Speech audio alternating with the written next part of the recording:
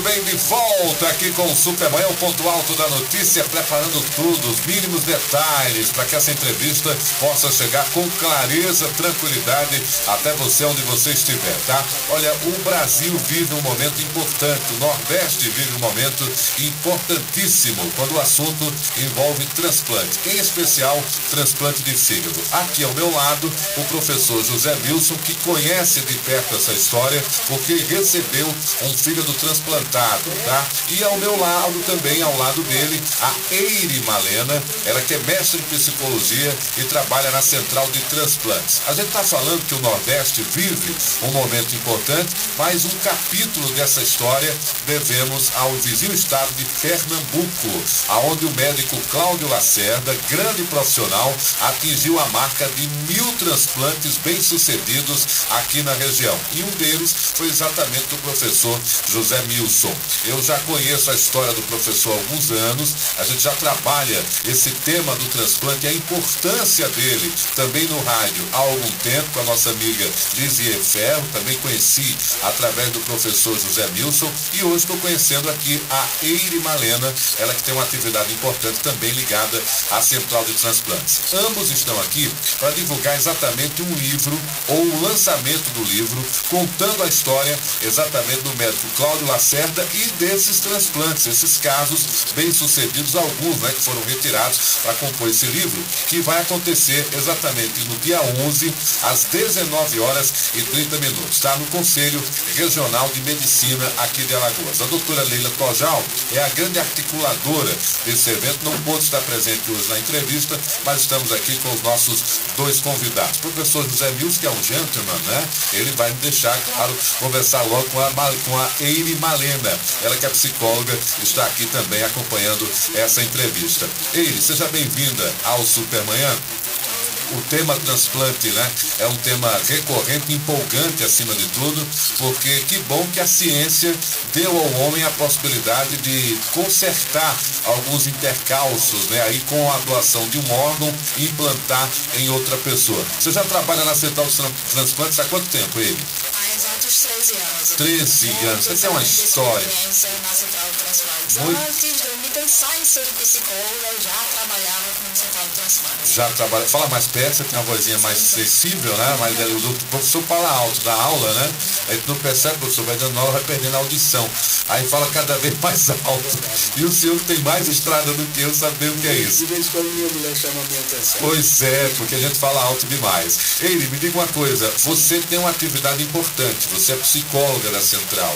Você chega até as pessoas num momento de muito abalo, né? De alguns acontecimentos, mas com uma boa nova, que é a possibilidade de convencer, atrair aquela família para a ideia do transplante. Fala um pouco desse teu trabalho, como é essa abordagem, como é que você chega num momento tão delicado com essa informação. Sim, claro. É um trabalho difícil, apesar de honroso pelas colheitas que a gente tem, mas é um trabalho complicado, porque geralmente assim, a doação de órgãos, ela acontece geralmente um momento de sofrimento de outras famílias também, que acabam perdendo seus entes queridos, e é um momento muito difícil para essas pessoas. Então a gente tenta, na verdade, acolher essas pessoas num momento difícil dela. Acho que antes mesmo da gente pensar na questão da doação, a gente pensa em acolher essas famílias que estão passando por momentos difíceis, que acabaram de perder um ente querido dela. E considerando que a doação de órgãos, ela só acontece diante de uma autorização familiar, então pela legislação atual, a gente precisa entrevistar essas famílias para que elas possam autorizar a doação de órgãos. Então não adianta, por exemplo, como era a lei de antigamente, deixar nada por escrito, alguma coisa semelhante assim. Até na identidade, né? A gente passou por isso, teve um projeto aprovado, e eu sabia que aquela do modo que estava sendo proposto, claro que quem pensou, a ideia era boa, mas acontece que você não pode forçar ninguém a se omitir, né? No caso, se você não colocasse expressamente que não era doador de órgãos, naturalmente você já era um doador. Eu sabia que aquilo ia ficar meio troncho e continua prevalecendo hoje essa posição da família. E você é uma dessas pessoas que faz essa abordagem às famílias, né? E só para que o nosso ouvinte entenda, nesse processo de abordagem, quando você faz esse acolhimento e toca nesse assunto, hoje é um mistério, como já foi há 13 anos atrás, ou está mais fácil para as pessoas terem entendimento do que é o transplante? A doação e, consequentemente, o transplante. Em relação à tempos atrás, hoje está bem melhor em relação à cultura da doação de órgãos, diante da quantidade de campanhas que a gente faz, diante até da possibilidade das famílias só autorizarem. Se, com esse conhecimento prévio, se a pessoa é doadora ou não, para as famílias autorizarem, mas mesmo assim a gente ainda encontra algumas dificuldades, que, por exemplo, falar sobre morte não faz parte da cultura, as famílias não falam sobre morte. Então, se tem um grande tabu ainda sobre morte, que é o que dificulta, por exemplo, a gente conversar sobre doação de órgãos, porque para conversar sobre doação de órgãos, a gente precisa inevitavelmente conversar sobre morte. Você vai ter que confirmar, né, passar essa informação de que aquela pessoa, mesmo estando ali, né, numa sobrevida com aparelhos, não é a vida normal que ela tá imaginando, é uma vida mecânica, exatamente para a preservação dos órgãos, né? E hoje, como se não se tem essa cultura de falar sobre morte, muitas vezes acontece que a gente tem um impasse que as famílias às vezes não conhecem a própria vontade do doador. Sim. Então, se as pessoas não conhecem a vontade do seu familiar, se ele gostaria de ser doador ou não, é um gerador de dúvidas muito grande na hora que a gente entrevista essas famílias para autorização. Quer dizer que é importantíssimo nesse momento, se alguém estiver me ouvindo, o companheiro que está ao lado da companheira, não é? O marido ao lado da esposa, não é? O namorado que já tem uma convivência ou está com a família nesse momento, fazer essa declaração para que fique público para a família, notório para a família, que ele tem interesse em fazer a doação. Exatamente, porque precisa estar claro que para ser doador a gente precisa avisar as famílias, seja lá o esposo, seja lá mãe, filho, irmão. É importante, a gente sempre diz assim, que as coisas mais importantes, elas precisam ser ditas em vida. E uma dessas coisas também é se você quer ser doador ou não. Porque o que acontece, na hora que seu familiar for entrevistado, ele vai saber qual a melhor decisão tomar, porque ele saberá qual é a sua decisão, se você tinha vontade de doar ou não. Que hoje uma das maiores questões que traz inseguranças em relação à doação de órgãos é essas famílias saberem isso. Além de que às vezes envolve questões religiosas e tudo mais, alguns mitos que a gente consegue esclarecer através de campanhas, mas ainda um dos principais empecilhos é a indecisão de familiares. A indecisão dos familiares, que é quem dá a palavra final, por isso que a Eire Malena está aqui destacando a importância aí que você, obviamente, tem nesse processo, a partir do momento que você está exatamente assumindo essa responsabilidade, que é a responsabilidade também de garantir esse transplante e essa doação num momento tão importante, que é o momento em que você vai estar salvando outra vida. Você falou que na abordagem tem que tocar no assunto morte, mas uma vez ganhando ali aquele espaço, aqueles primeiros momentos mais tensos, em seguida você fala da vida. E obviamente porque a possibilidade do transplante vai levar a vida a outra pessoa. E aí, mesmo sob forte emoção, você também acaba colhendo frutos importantes, né? Sim, é verdade. Através da doação de órgãos, a gente pode salvar até pelo menos 7 vidas. E isso é muito significativo para algumas famílias. Tanto é que eu trabalho com algumas famílias após a doação de órgãos, né? Eu acompanho essas famílias após a doação e elas relatam que tem uma grande satisfação sobre a doação de órgãos, porque eles ficam muito satisfeitos em relação a poder contribuir para salvar outras vidas. Esse é que é o grande argumento. E uma testemunha de que essa contribuição para salvar vidas está ao meu lado. É o professor José Milson. Se um dia uma família não tivesse sido abordada por um profissional como a Eire, né? Com outros tantos profissionais que também fazem parte desse processo, inclusive os médicos que fazem a operação propriamente dita, o professor Milson não estaria aqui para contar a história. Não estaria sendo homenageado pelos alunos que ele vive divulgando fotos aí na rede social.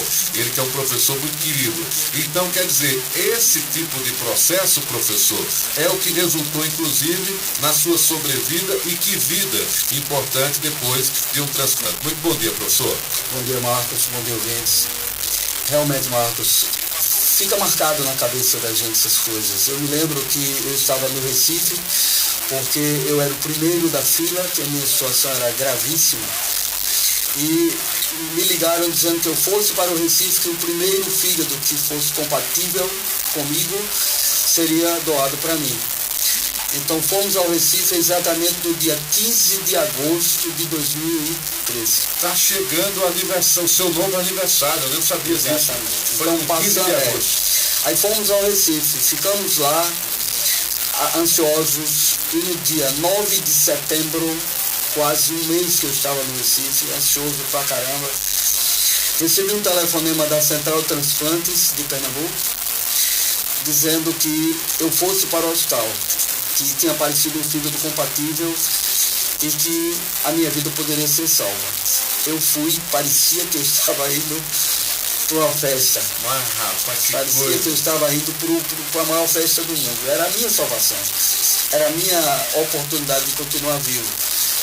Chegamos no hospital no final da tarde, brinquei com a recepcionista do hospital, com as enfermeiras, me prepararam. Às 18 horas, mais ou menos, eu estava na sala de cirurgia.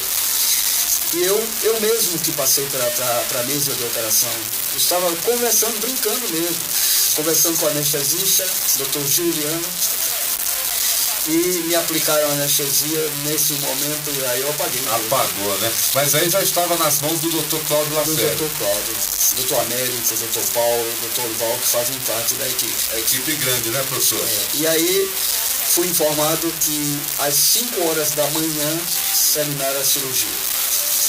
E o médico... Peraí. Esse capítulo é importante. Isso foi em 2013. 9 de setembro, o senhor chegou para a preparação da cirurgia no final da tarde. 19h30 estava na mesa de cirurgia. 18 horas. E acabou 5 da manhã? 5 da manhã. Uma cirurgia muito complexa, em torno de 10 horas de cirurgia. É a retirada de um órgão e a colocação desse órgão em outro, a retirada do seu órgão também e a colocação de um órgão novo. Quer dizer que esse processo, ele tem vários detalhes e dura esse tempo todo. Quantas veias passam por aí, né? Que já você pensou? Tira, corta, prende e coloca no outro. Imagine o detalhe, o cuidado que se tem. No local certo. No momento certo. No tamanho certo. Tamanho certo, é tudo muito complicado. Meu Deus do céu, mas veja só a equipe do Dr. Cláudio Lacerda, que conseguiu êxito, e o professor Milson, ele é um dos 1000 casos exatamente registrados no Nordeste aqui do Brasil. Professor, o livro Acorde o Governador, ele comemora exatamente esses 1000 transplantes. A gente tem que comemorar porque está celebrando, por exemplo, a sua vida. Mas por que o seu transplante foi feito no Recife? Porque Alagoas não faz transplante de fígado. Aliás, Marcos, Alagoas, que era um grande transplantador de coração, também não está fazendo mais. Quer dizer, Dr. Vanderlei, que era uma referência no país, praticamente eu não tenho conhecimento de outros transplantes. Dr. Vanderlei recentemente, quando ele... Esse ano de coração, que coisa boa, eu não sabia. O número tem caído. Tem caído bastante. Tem caído. E por que fígado não é feito aqui, professor? Porque não tem estrutura. Tem o Dr. Oscar Ferro, né, que agora está na central. Porque, na verdade, o que acontece? Em Alagoas não tem equipe credenciada, porque para realizar esse tipo de transplante precisa ser uma equipe especializada, não pode ser qualquer médico que possa realizar isso. Ele precisa ter treinamento e precisa ter experiência para poder montar uma equipe especializada para a realização desse tipo de transplante. Pois é, o médico é o capitão da equipe, mas acontece que para realizar ele precisa de todos os outros profissionais preparados. Aí o que acontece é que em Alagoas, infelizmente, nós não temos essa equipe especializada para isso, não temos profissionais que se credenciem para realizar esse tipo de transplante aqui em Alagoas. Entendo. Então é por isso que esse número lá do Recife, ele é tão comemorado, porque obviamente eles já fazem isso há algum tempo. Professor Milson, o senhor que conhece um pouco da história do que acontece no Recife, são quantos anos já de transplante? São 15 anos. 15 anos que essa equipe do Dr. Cláudio começou. Inclusive ele fala das palestras dele, Marcos, que o primeiro transplante que a equipe fez, ninguém acreditava. Porque a pessoa que estava com o problema do fígado estava praticamente morta. E a equipe não tinha estrutura para trabalhar. E resolver o quê? Fazer o transplante mesmo assim, o risco para o paciente ou não. Então a equipe discutiu e decidiu fazer o transplante porque era uma questão ética. A pessoa morreria de qualquer forma. Fizeram o transplante e não deu certo. Foi uma confusão, ninguém queria investir mais, aliás, ninguém queria investir nunca. E eles insistiram, continuaram trabalhando e os 28 transplantes posteriores foram um sucesso. E aí começaram a trabalhar e investir nessa equipe. Pressionar os governos, né, que foram se sucedendo ao longo do tempo para garantir mais e mais estrutura. Exato. E aí começaram a comprar equipamentos, a treinar os médicos, etc. E hoje está aí a história de tanta vontade, de tanta determinação. A ponto de chegar ao número de 1.000 transplantes. Na verdade são mais de 1.000, né? 1.000 quando ele escreveu o livro. Já vai mais de 1.100. Tem esse detalhe. É porque já tu imagina, um médico que tem essa qualificação, já tem uma vida atribulada por conta do trabalho.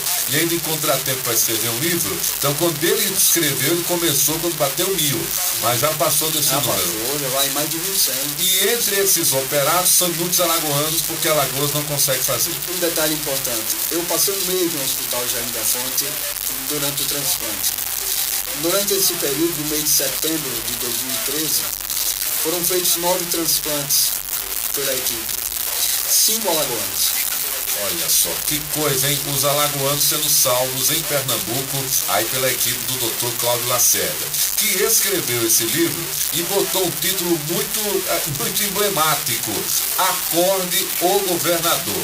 Imagina, o que é que você deve estar pensando, hein? Será que é exatamente para o governador acordar, o governador à época, né? Acordar para a necessidade do transplante? Tem os dois sentidos. Mas existe uma história que explica também o nome do livro, Acorde o Governador. Esse livro vai estar sendo lançado no dia 11, amanhã, às 19h30, no Conselho Regional de Medicina, aqui de Alagoas. Fica na rua Sargento Aldo Almeida, número 90, no bairro do Pinheiro. Professor José Milton, o senhor já me antecipou aqui os bastidores do porquê o livro Acorde o Governador. Mas o senhor contando, ele tem mais força. Conte para o nosso ouvinte porque o doutor Cláudio chegou a escolher esse livro, o novo título do livro, Acorde o Governador. A história é a seguinte, Marcos. Tinha uma garotinha aqui em Maceió, Rani, e ela estava internada na UTI do Hospital Geral do Estado, aguardando um fígado para transplante. Isso com 3 anos de idade, né? E aí, o fígado tem que ser... tem que ter as condições de se implantar. Tinha que ser uma criança, e era mais difícil. Nesse período, faleceu uma criancinha em Recife, vítima de uma bala perdida. 2 horas da manhã, o Dr. Cláudio ligou para a pediatra que cuidava da garotinha e acompanhava ela aqui em Maceió. E informou que tinha aparecido um órgão que poderia salvar a vida da criança, mas que estava ligando por uma questão de desencargo de consciência, porque a logística de transporte para Recife ia ser muito complicada, teria que ser de avião. Para poder dar tempo. Para poder dar tempo. Para você que está ouvindo, né, quando surge o órgão, a condição clínica da pessoa que é doadora, ela influencia também na qualidade do transplante. Por quê?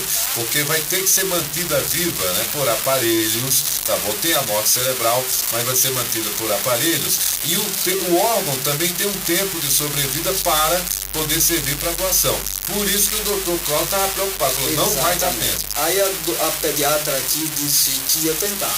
Aí ligou para a central de controle aéreo do estado de Alagoas.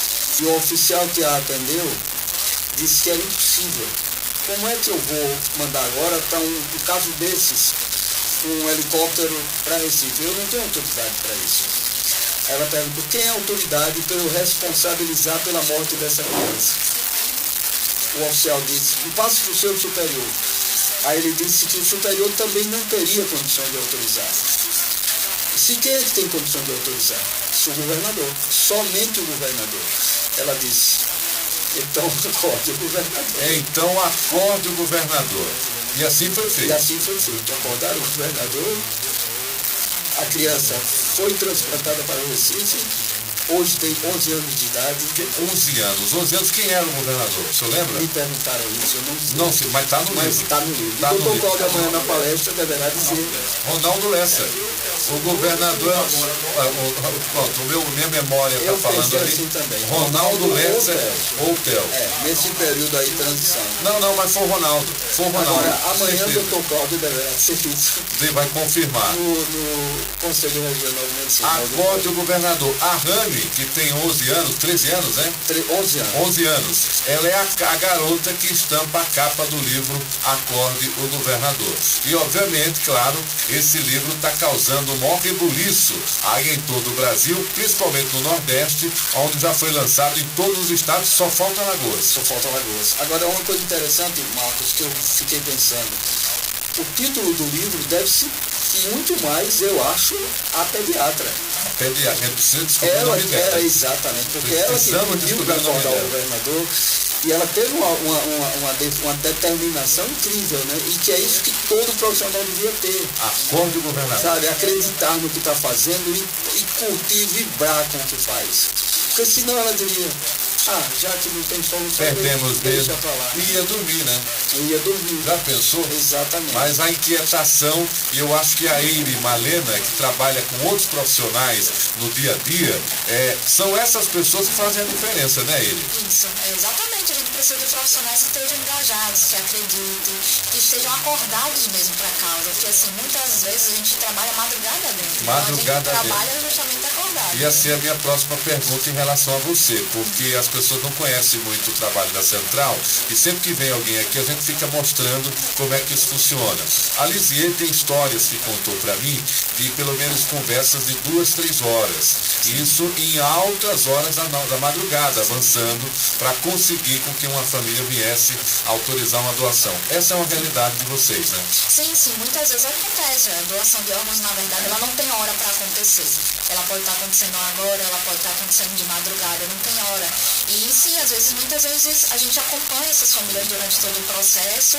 Muitas vezes essas famílias vão para casa dormir enquanto acontece o período de cirurgia e a gente continua a madrugada dentro acompanhando essa cirurgia.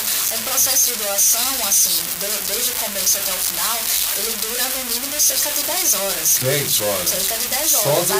Só do processo. Isso desde quando a gente começa a acompanhar até a finalização, quando a gente devolve o corpo à família, no mínimo às 10 horas. É um nascimento, é um renascimento. Isso, sem falar que depois dessas 10 horas a gente ainda faz o acompanhamento dos transplantes para saber se o órgão chegou aos seus destinatários conforme foi a distribuição. É você quem dá a notícia para a família que deu tudo bem? Porque você foi fazer a abordagem da família pela doação. Sim. E depois você mantém o contato, olha, deu tudo certo, parabéns. Sim, depois a gente faz o contato com essas famílias e diz que aconteceram os transplantes, tudo ok. Se fosse venda, era o pós-venda. Aqui é o pós-vida, né? Isso. No caso, o pós-vida você faz também. Isso que é importante para essas famílias saberem, entendeu? Sobre receber da gente o agradecimento por ter salvado mais vidas. Isso é um exemplo, né?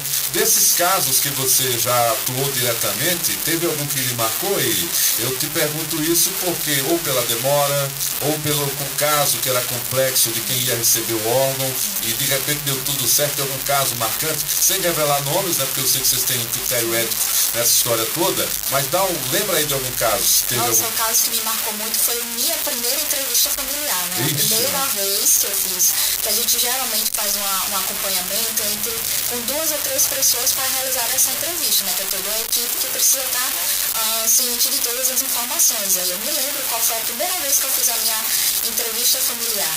E foi muito bacana, assim, de perceber quanto a gente precisa estar próximo dessas famílias. E foi aí que eu aprendi que não tem hora, inclusive, para acordar o governador, brincando aí com o título do livro também. Inclusive, foi aí que eu percebi que a gente realmente não tem hora. Porque, assim, quando eu comecei com essa família, eu lembro que estava um dia chuvoso, a família estava em condições, era do interior, então ela estava no meio da rua, não tinha para onde ir, tinha visto o familiar e acabou descobrindo que o familiar tinha falecido. E aí eu encontrei com esses familiares no meio da rua, na calçadinha mesmo do hospital, eu tive que encontrar com eles, conversei durante horas na madrugada, estava chovendo com eles, assim, a disponibilidade que a gente precisa ter para estar acompanhando essas pessoas nessa situação, às vezes de vulnerabilidade também. não só vulnerabilidade pela própria situação de perder uma pessoa, mas às vezes a pessoa já está na situação vulnerável. Muita gente do interior, tudo mais. E aí o meu primeiro caso foi esse que marcou, que eu tive que ficar na rua conversando com essas famílias, depois arrumar o transporte para levar elas lá para a central, para elas poderem ficarem abrigadas e tudo mais, que elas estavam no meio da rua. E conseguiu. E conseguiu, Foi o que? Coração? Coração difusão, coração, rins, córneas. Muito bom. E tudo deu certo posteriormente. Todas as fases. Muito bom, estreou com sucesso, estreou aí, obviamente, conseguindo. Deixa eu fazer um registro aqui, porque nós estamos ao vivo também pela internet, né, pelo Facebook. Algumas pessoas acompanhando. A jornalista Simoneide Araújo, a Larissa Gomes também está acompanhando, e um ex-aluno do professor José Milson Fred Holanda, ele, aluno de arquitetura, né? Tá aqui, lembra do Fred da Gaita, músico, lançou um disco semana passada, tá aqui mandando um abraço para o grande professor José Milson. Não sei se ele sabia também dessa história. Professor José Milson, o senhor é testemunha ocular da história, exatamente por ter a sua vida salva a partir de pessoas como a Eire, que fizeram abordagem a alguma família nessa condição, e principalmente de profissionais como o doutor Cláudio, doutora Leila, que atua também por essa causa aqui em Alagoas. Qual é a mensagem que o senhor deixa para quem está nos ouvindo agora sobre a importância da doação de órgãos? Marcos, eu costumo dizer duas coisas e repetir duas coisas. Primeiro, ninguém compra órgãos em farmácia, supermercado, em lugar nenhum. Ninguém compra coração, fígado, rim, córnea, etc. Segundo, nós somos doadores de qualquer maneira. Se a gente não doa para alguém que é igual a gente, ser humano, a gente vai doar para os micróbios da Terra, para os micro-organismos da Terra. Então é uma questão de escolha. Você ou doa para um ou doa para outro. Ou então você vai virar churrasco, né? Vai ser cremado e acaba tudo. Por que não salvar uma vida? Eu falo isso como você falou, com muita propriedade. Porque eu só estou aqui falando agora porque eu fui beneficiado por um transplante, uma doação de um fígado. Senão eu não estaria aqui. O que é que mudou, professor, na sua vida em relação ao conceito de vida após ter garantido a continuidade da sua, depois de um gesto de solidariedade como que salvou a sua vida? Marcos, eu sempre fui muito espiritualista, sabe? Eu sempre acredito que a morte não existe. Eu acredito que a morte para nós é um fim aqui na Terra, mas que a gente vai para outro lugar que eu não sei como é, nem onde é, se é bom ou se é ruim. E às vezes eu até brinco dizendo, pior do que aqui não pode ser, sabe?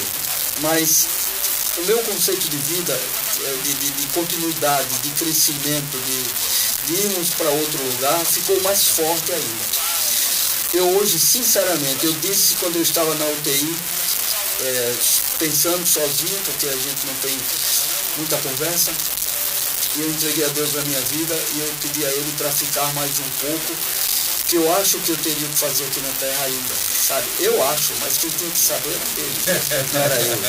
Por mim eu continuaria. Você estava pedindo, né? Mas que eu estava pronto para viajar. Se eu tivesse que ir naquele momento, eu iria numa boa, não feliz, claro que eu queria continuar, mas eu poderia tornar aquela tristeza numa outra felicidade em outro lugar. Porque, como eu te falei, eu não acredito em morte. A gente continua vivo. Muito bom, essa é a história. E a Eire Malena, que é psicóloga, mestre em psicologia, trabalha na Central de Transplantes. Eire, esse trabalho de alguma forma mudou a sua maneira de ver a vida, né? Já que você ajuda a dar continuidade à vida a outras pessoas, também ajuda? Ah, com certeza, com certeza. Tanto é que eu pautei minha formação voltado para o estudo da morte, né? Voltado para a tanatologia. Então, hoje em dia eu trabalho o estudo da morte, que eu trabalho com a doação de órgãos, trabalho com famílias que elaboram o luto dos seus parentes, então eu trabalho com as famílias que doaram os órgãos atualmente, e eu também, inclusive, trabalho na prevenção ao suicídio, que também é outra perspectiva de discussão sobre a morte. Então, trabalhar com isso mudou muito a minha visão sobre a morte, tanto é que eu passei a ser uma estudiosa sobre o assunto, para até ressignificar. Por isso que eu até comentei aqui que muitas famílias não têm essa cultura, não têm esse costume de falar sobre morte, porque ainda é um grande tabu. Quando você vai falar com uma família, família, né, abordando esse tema, falando de morte, mas principalmente, como eu já disse aqui, o capítulo da vida, o que virá em seguida, o que é mais difícil? São as pessoas que têm formação religiosa muito sedimentada ou as pessoas que são completamente desinformadas? Sobre a questão da doação, quero dizer. Sobre a questão da doação de órgãos, na verdade, a dificuldade são pessoas que têm acesso à informação. Porque o que acontece? As pessoas que têm um pouco de dificuldade de acesso à informação, sobre, por exemplo, sobre o que é morte cefálica, como funciona, essas pessoas é um pouco mais complicado, porque, além de tudo, além de ela ter que elaborar a questão da morte, ela precisa entender o que é a morte cefálica. Porque não há morte assim, tradicionalmente as pessoas estão acostumadas com a morte do coração parado. O coração parou, o resto do corpo todo para. Mas na morte cefálica é um pouco diferente. É o cérebro que para primeiro, vamos dizer assim, e logo em seguida os demais órgãos vão parando aos poucos, se não tiver a manutenção. Só que para algumas pessoas entenderem isso, porque é um corpo que parece estar vivo, mas não está vivo, é muito complicado, entende? Até do ponto de vista porque você pode se deparar com alguém que vai dizer o seguinte, mas e se tiver um milagre? Isso, exatamente. Ele deve ter essa, né? Mas assim, como assim meu familiar está morto se eu estou vendo o coração bater? E às vezes ele não entende que aquilo dali é de forma artificial. E acha que esse artificial também poderia estar salvando a vida dele, porque ainda acredita que ele pode estar vivo. Com certeza. Então, às vezes, o acesso à informação até sobre o que é a morte cefálica, às vezes, dificulta um pouco com as pessoas entenderem. Eu dou muita sorte aqui no programa, porque quando a gente puxa um debate, eu dou a sorte de, do outro lado, ter sempre alguém que tem história para contar. A gente trouxe o Milson, né, que foi quem articulou essa pauta, é um ouvinte privilegiado. A gente briga, mas a gente se ama, né, na internet, discorda politicamente, mas estamos sempre lado a lado, porque a causa maior é a causa da vida.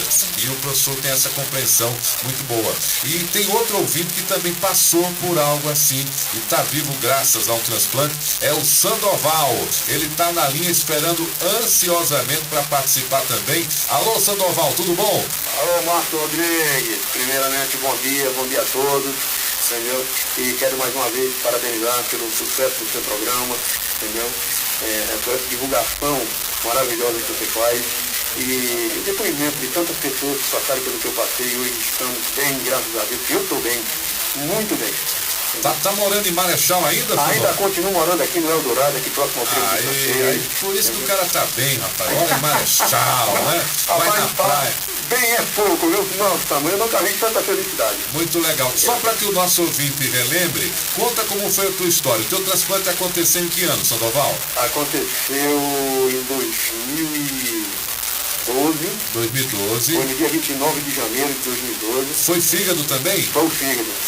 Foi. E no Recife também? No Recife com o Dr. Cláudio Lacerda, entendeu? Um professor cientista, entendeu? É tudo, homem. E, inclusive, eu tive na palestra dele aí no Instituto hoje, aqui em Matam, dia 25 de mês atrasado, eu participei da palestra dele. Certo. Ele ficou muito feliz, você tinha me convidado lá em Recife, né? Nossa, Naval, quero a sua presença lá. Eu falei, não tem dúvida. Eu estarei lá e fui lá, ele me recebeu muito bem, maravilhosamente. E fui convidado também, ainda ontem entrei em contato com o Recife, e agora no Cremal, aqui amanhã. A partir das 19h30, entendeu? Eu ia falar isso contigo hoje, rapaz. Para me convidar, que você falou para mim que quando tivesse uma palestra dele aqui, ou qualquer outra coisa, respeito ao transplante, eu te comunicasse que você ia fazer a divulgação, entendeu? Eu quero chegar ao Dr. Cláudio. Estou tentando articular uma coisa maior com ele, para ser uma página verde da Gazeta, exatamente para que ele dê essa cutucada importante, conte um pouco da história dele. Vou falar com os organizadores, mas que bom que você vai estar lá amanhã. O que é que mudou na sua vida depois do transplante? O Márcio, mudou tudo, porque eu tinha praticamente 6 meses de vida. A expectativa era essa, na situação que eu me encontrava. Eu já tinha perdido a memória de 100% total, eu estava tudo pela mão dos outros, não tinha noção de nada mais na vida, entendeu? E chegando lá, graças a Deus, e o Dr. Cláudio tem uma coisa interessante, quando ele vai, consulta a gente para dar alta pela primeira vez, ele fala assim, olha, não agradeça nada a mim não, viu?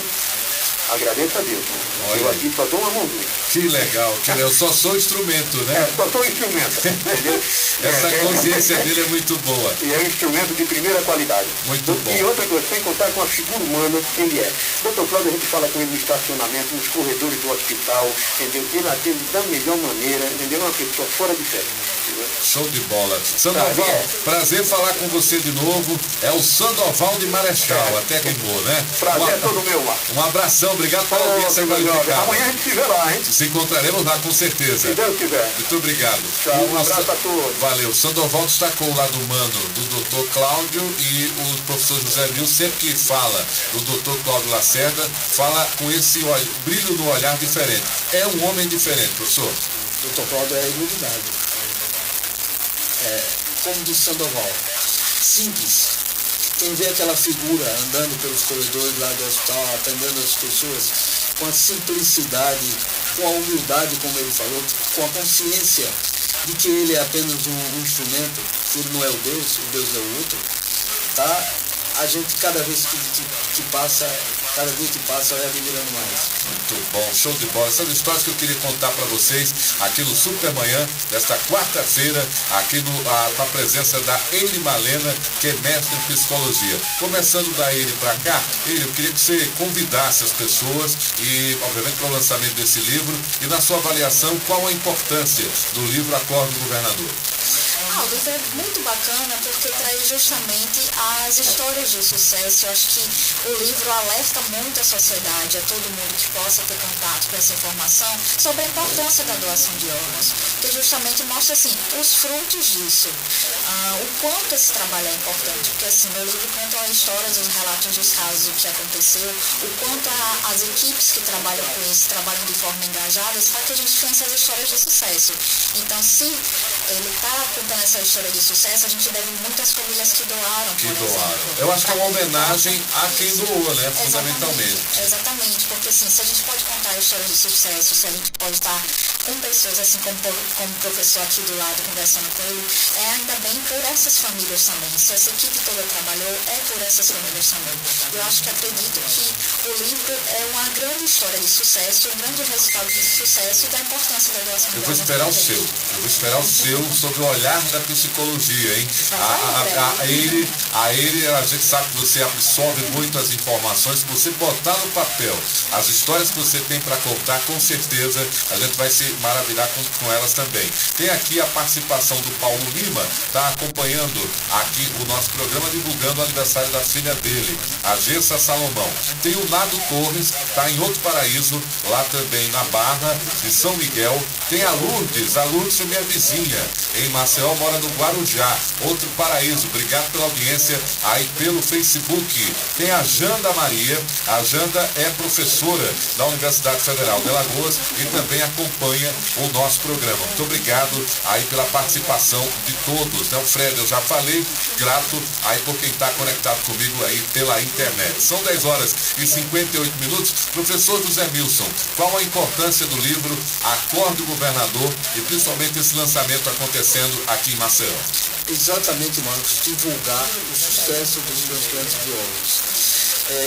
Clarear as mentes das pessoas e mostrar para as pessoas que pode ser dado um jeito, tá? Que a vida da gente não termina no primeiro obstáculo. Tem muitas pessoas que se veem numa situação difícil e acham que chegou o fim. E a gente não pode pensar assim, sabe? A gente tem que pensar que do mesmo jeito que a gente sofre, tem outros tantos que sofrem. Que as dificuldades que aparecem pra gente aparecem também pros outros. E aí, quando você vê um exemplo desses, de mais de 1000 transplantes de fígados, e o sucesso da grande maioria dessas histórias, aí a gente começa a ver que a gente pode.